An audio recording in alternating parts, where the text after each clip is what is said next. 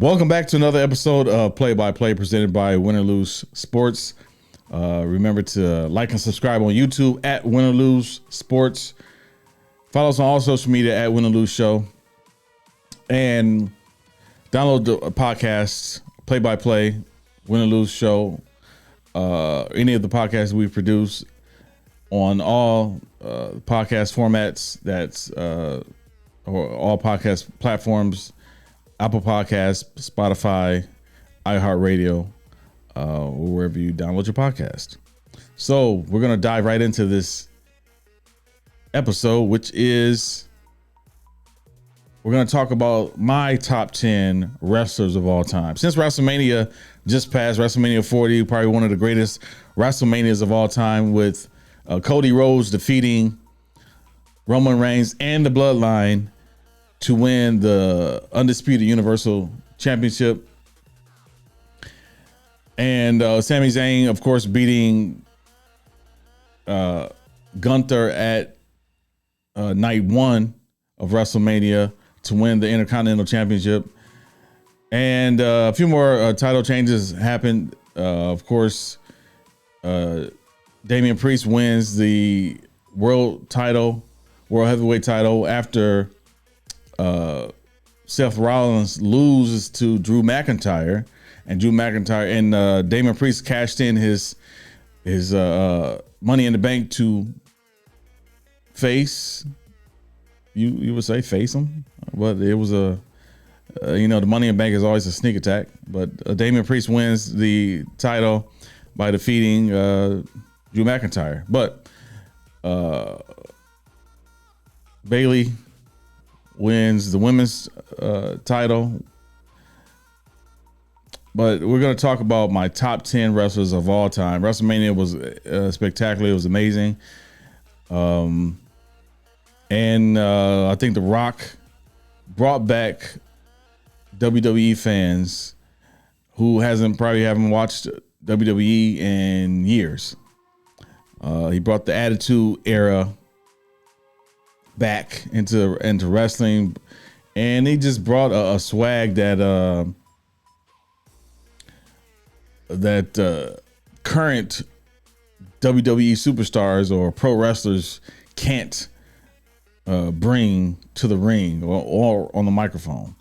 A lot of people like LA Knight and the others who try to emulate the Attitude Era, but it's not the same. So anyway, we're going to dive right into that, our top 10. And I'm going to name a few honorable mentions.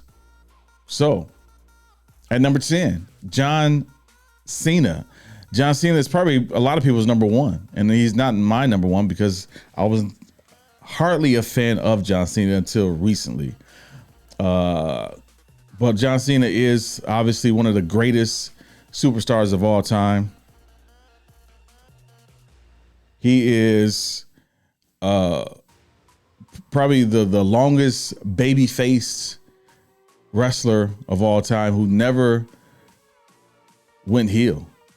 I think they tried to do a heel run with the Thugonomics earlier in his career, but John Cena has been a huge babyface, and I think that's why I didn't like him at first, because I'm not a baby-faced type of fan.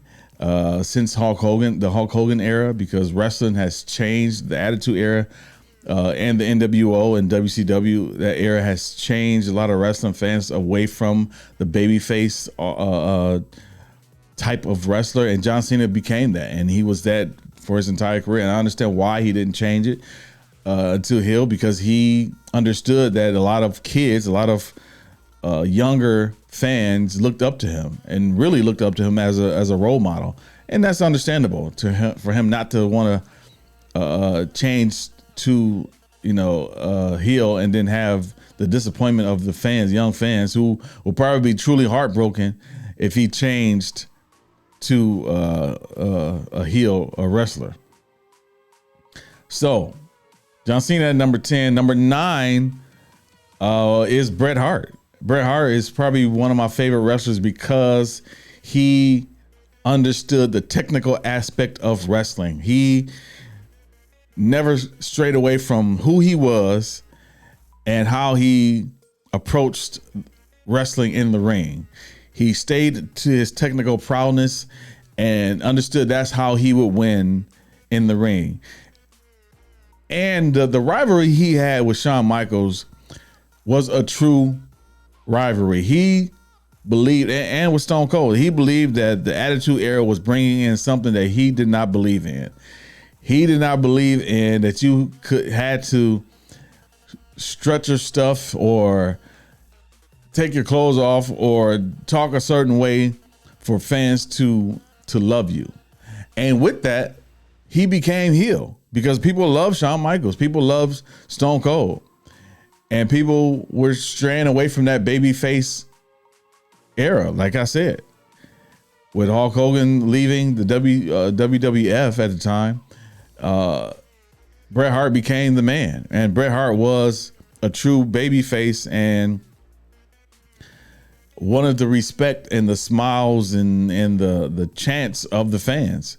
And when that stopped, when the fans turned to the Attitude Era and started cheering for Stone Cold, cheering for Shawn Michaels, cheering for Triple H and The Rock, he despised that as the American fans took hold of the Attitude Era. But in Canada, as we all know, when in that time, that rivalry between the Nation of Domination and the Hart Foundation, they love Bret. They still love Bret. They love the Hart family and how true they were to the sport of pro wrestling and not the sports entertainer.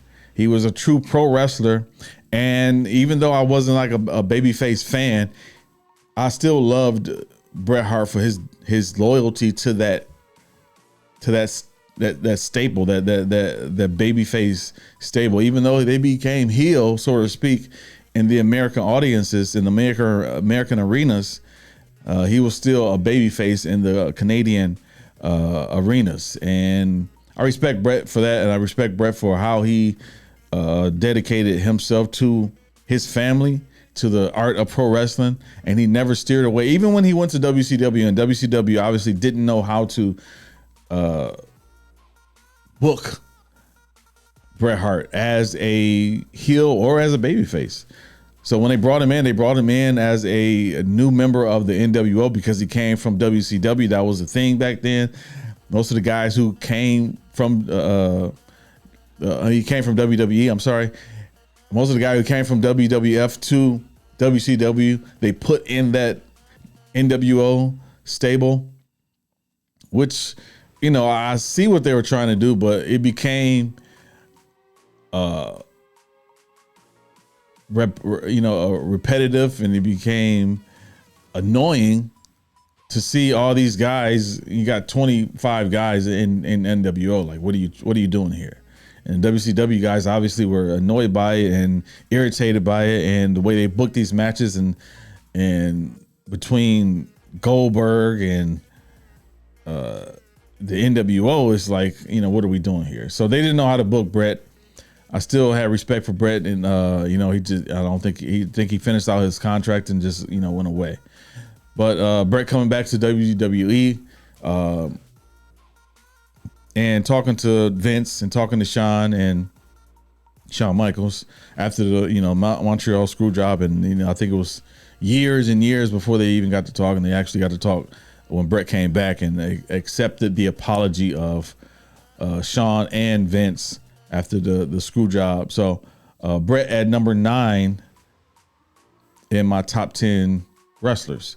Number 8 is DDP, Diamond Dallas Page. Diamond Dallas Page, and the reason why he's in my top 10 is because he became a pro wrestler at 35 years old. And that's not an easy feat. Being an older rookie in pro wrestling, a lot of guys start off at 20 years old, 21 years old, coming out of high school or coming out of college or coming out of pro football, and getting into wrestling. He came at 35 and made a name for himself and became world champion in WCW and kept his name going when WCW got bought out in 2000, 2001 and came over to WWE and did the same thing. So he had people like Scott Hall who trained him in wrestling and helped him along the way. So it was amazing to see DDP become the superstar that he became so fast, and how he developed a following throughout his career. So, and number 7, my number 7 is probably a lot of people's number 1. Because of who he is, the name that he carries, and the weight that he carried with his name, and as many championships and catchphrases that he has. You would think that he is my number, but he's not my number 1. My number 7 is Ric Flair. The reason why Ric Flair is not my number 1, because I was not a WCW guy. I only went to WCW to follow WCW because of Hogan, and because of Scott Hall, because of Kevin Nash. I followed those guys over to WCW because WWE was going through that new generation era with Bret Hart, and that was before the Attitude Era. This new generation with Bret Hart, Lex Luger, and Yokozuna and Tatanka and all those guys. I was like, this is not my cup of tea. This is cheesy. You got Doink the Clown wrestling. You got the Repo Man. It's like, it's not my. You got the Garbage Man. Whatever kind of gimmick they would come up. Isaac Yankem, DDS with who's Kane. They had so many different gimmicks that I did not like. So that's when I went over to WCW. Obviously, the man in WCW was Ric Flair. Ric Flair, who was 15, 17, I don't know if 17 time world champion, the leader of the Four Horsemen, the greatest showman, one of the greatest mic talkers of all time in WCW, probably the greatest in WCW history, and one of the greatest in wrestling history.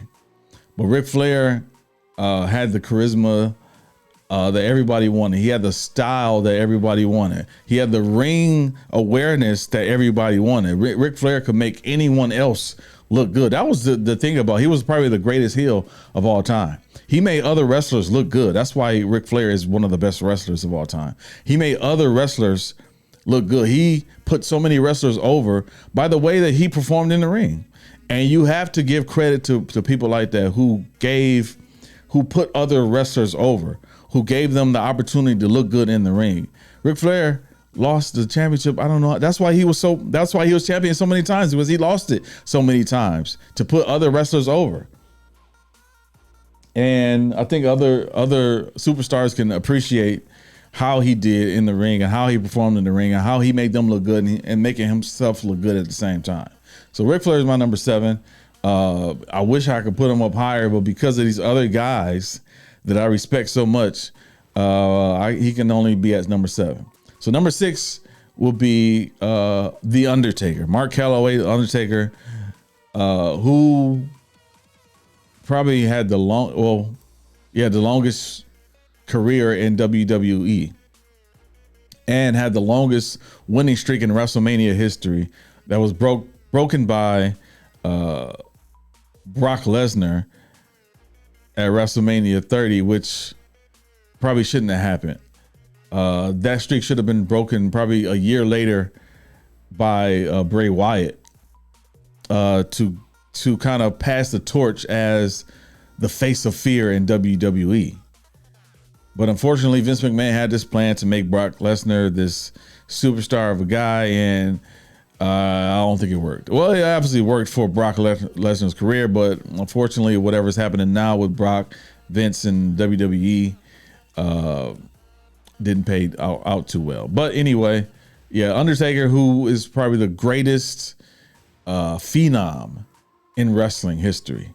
I don't think there's any other phenom. When you talk about phenom, you're talking about people like Undertaker, Papa Shango, even Bray Wyatt, guys like that, who even Andre the Giant or the Big Show, who's supposed to be a phenom in WCW as the Giant, Well, that's why Big Show is not in my top 10 or anything. But the Undertaker put fear in a lot of people's hearts, and I'm not talking about just his opponents. I'm talking about in the arenas when that bell rung and his music started to play.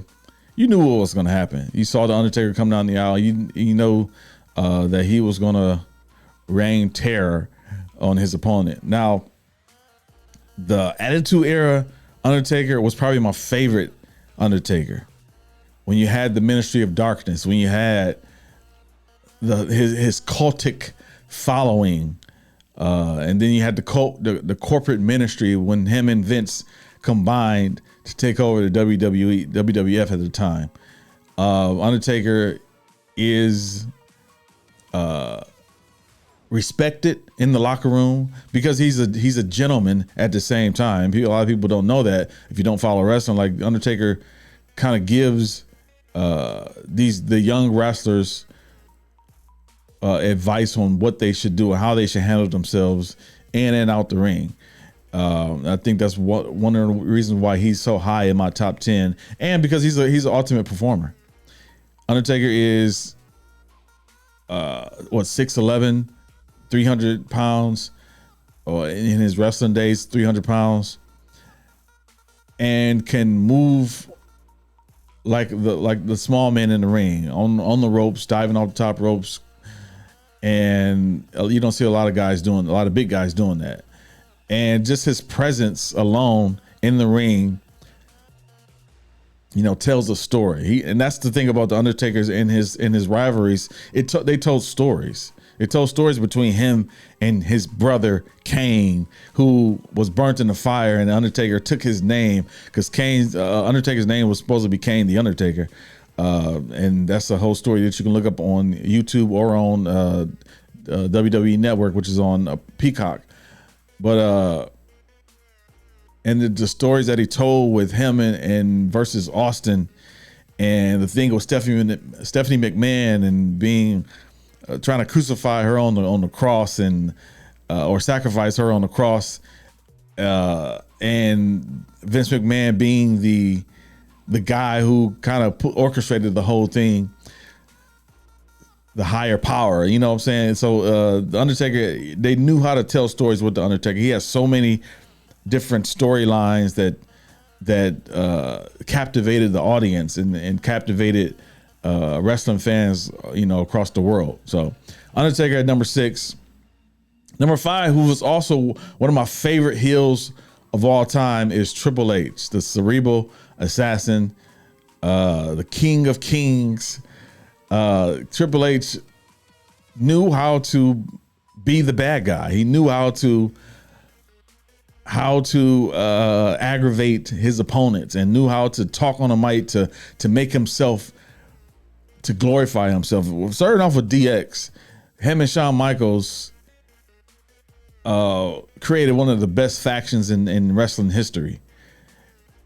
And D-Generation X. And what's crazy is, before that, Triple H was a Hunter Hearst Helmsley, who was a prestigious wrestling guy who, under the tutelage of William Regal, had this attitude of, pious attitude, who thought he was better than everybody. And then you go to Triple H, the guy in Hunter, who's the guy in DX, was the leader, and they did all kinds of shenanigans to annoy Vince McMahon, but he was still one of the greatest heels. Now, when he became Triple H, the rival of The Rock, the rival of Stone Cold Steve Austin, he became a guy who would do anything to win the WWE Championship. He would do anything to destroy his opponents, him and Mick Foley, or Mankind, or Dude Love, or Cactus Jack. So him and Mick Foley would go at it, but Triple H knew how to become that bad guy and pull out all the stunts to destroy his opponent at any cost. That means knocking out the referee, knocking out JR, or knocking out the opponent's manager to get the upper hand. Triple H knew what to do, knew how to handle himself in the ring, and he looked good doing it. He was a very technical wrestler. He came from that school of, being precise at what you do in the ring, look good doing it, and talk on the mic and back it up. Back it up. So the game Triple H, the cerebral assassin, the king of kings, at number 5 as my all-time best favorite wrestler, and probably my favorite number 1 heel of all time. My number 1 will be Triple H, Ric Flair, and we'll talk about the other ones later. So number 4, my top 10 wrestlers of all time will be Sting. And the reason why Sting is at number 4, the reason why he's so high is because he was the most loyal wrestler of all time. He stayed with WCW since day one and didn't waver to go to WWE even after WCW was bought out. I don't think he came to WWE until 2014. But Sting went from the transition from the colorful blonde-haired Sting to the black and white Crow Sting. And throughout his metamorphosis or transition in that phase, he still stayed the same in-ring performer. Very precise and technical guy in the ring, but knew how to put on a show, knew how to perform, knew how to draw the crowd. He was the ultimate good guy. He was another guy, the babyface, that I would never downplay for staying babyface. Even though through that black and white Sting era, he did kind of become heel, but the audience, that was during that Attitude Era. And the audience, that's the guy that you loved, regardless of what side he was on, because Sting was always going to be Sting, and Sting remained Sting. He never changed. He never became anyone else. He still stayed the same type of wrestler and got the same respect from the audience no matter where he wrestled, whether it was WCW, TNA, WWE, or AEW. So Sting and Chris Jericho is probably the only two guys in AEW that I will give that respect to. But and Sting, because of his longevity in wrestling. Number 3 of my top 10 wrestlers of all time will be Hollywood Hogan. Not just Hulk Hogan, but Hollywood Hogan, because during the 80s, of course, Hogan was probably the greatest champion of all time.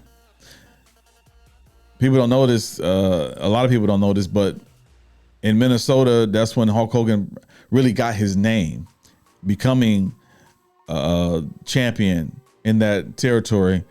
And that's when Vince McMahon Sr. recognized him and said, hey, we should bring this guy back. Like, he's the ultimate guy. That's when they created Hulkamania in Minnesota, in that territory.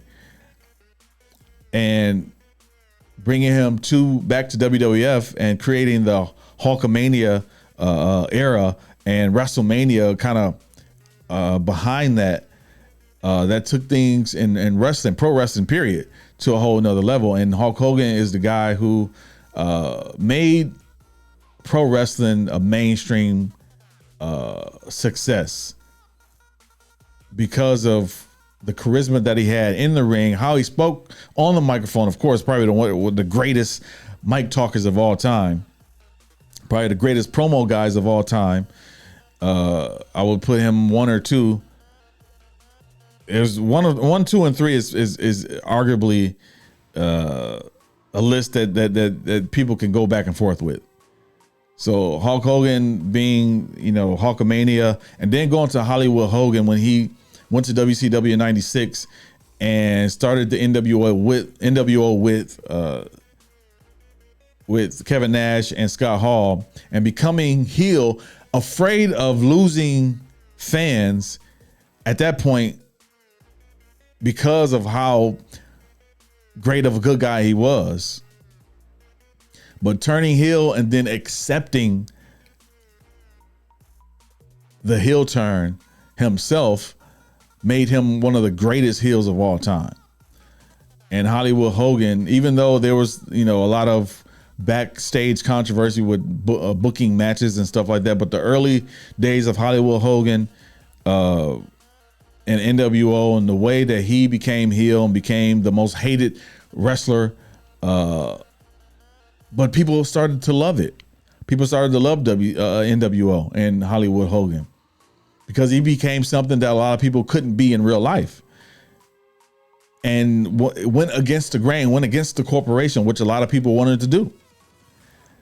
And him going from the clean good guy to the harsh beard wearing bad guy, the dichotomy of those two personalities, he pulled it off. And a lot of people can't do that.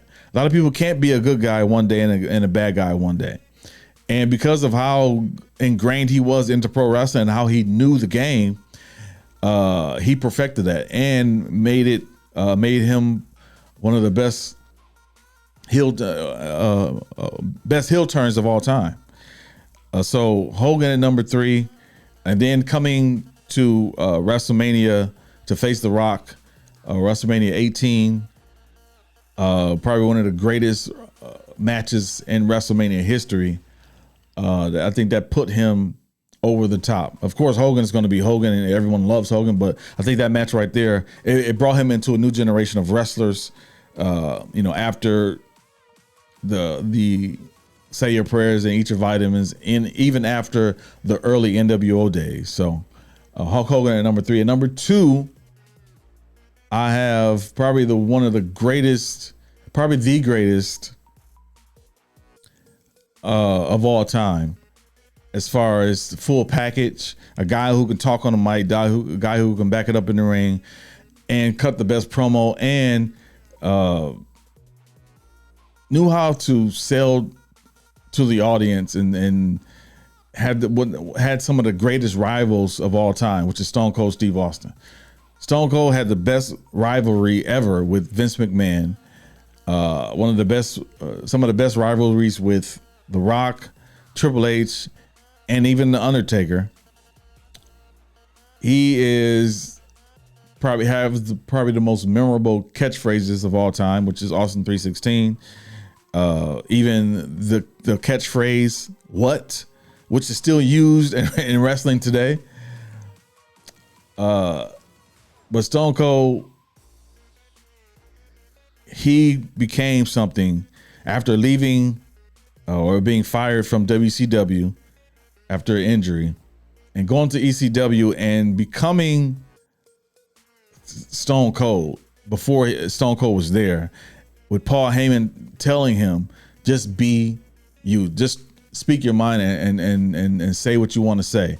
That became Stone Cold. When you look at those promos that he cut in ECW, and then coming over to WCW and starting off as the ringmaster and didn't understand what direction they were going in. He kind of took a break, and then I think because of the injury, and coming up with the Stone Cold persona, and that Stone Cold persona being himself, being a cold, callous version of himself, and carrying the WWF or WWE in that Attitude Era, and fans just loving to hate him or hating to love him, and quoting Austin 316 and him just, like wreaking havoc all over the WWF or WWE locker room, and being champion.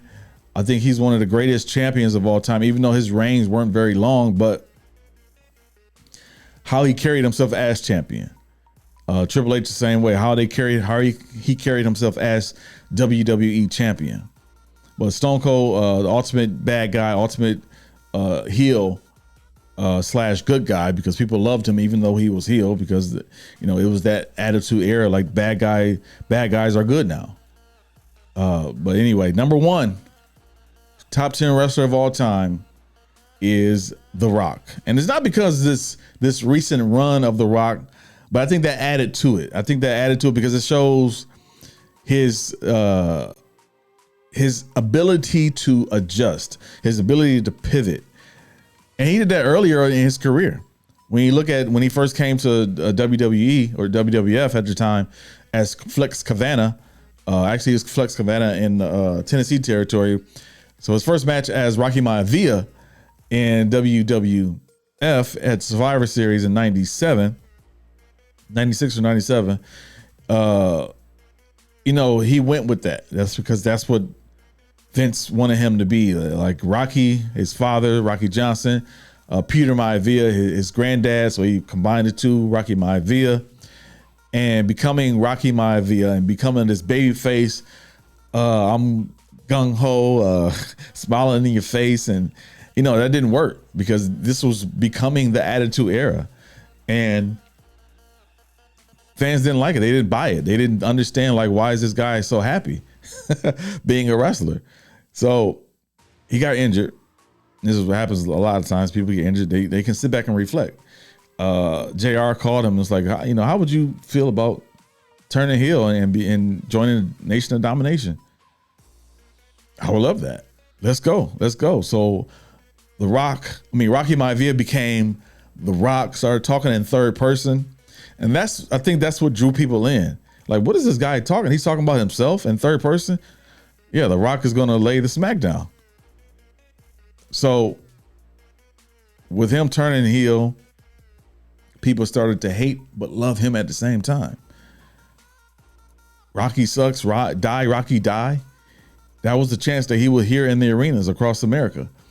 But he bought into that and became this guy who was arrogant, that was disrespectful, that was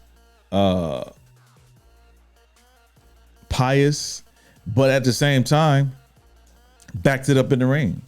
He even backed it up against his own faction with Farouk, and saying that I am now the leader or the ruler of the Nation of Domination. And saying that, he has the charisma, he has the style, he has the ring prowess. So now I'm the guy. And that's what he did with the WWE. Obviously, Vince McMahon gave him the brass ring and said, if this is what you want to do, go for it. So that's what he did. The Rock became the most electrifying, the most must-watch wrestler in wrestling history, because of the way that he talked on the mic, because of the way that he approached the fans and the way he interacted with the fans, the way that all the catchphrases that he had, and the millions and millions of the Rock's fans chanted his name. They quoted his quotes as he quoted them. They sang along with the Rock, and I was one of those fans who did the same thing. Now coming back full circle, and The Rock's plan was to have the greatest WrestleMania match of all time and face Roman at WrestleMania 40 for the head of the table, but there was a curveball. Cody already won WrestleMania, Royal Rumble, and was destined to face a champion at WrestleMania. So obviously The Rock and Cody had an issue. The Rock suggested Cody go against Seth to get the World Heavyweight Champion. And we all know the World Heavyweight Champion doesn't carry much weight as the undisputed Universal Heavyweight Champion that Roman had. So the pivot happened is when the Cody crybabies started to get annoyed with The Rock because they thought The Rock was trying to steal Cody's shine. So The Rock said, okay, this is what's going to happen. Let's pivot. Me and Roman face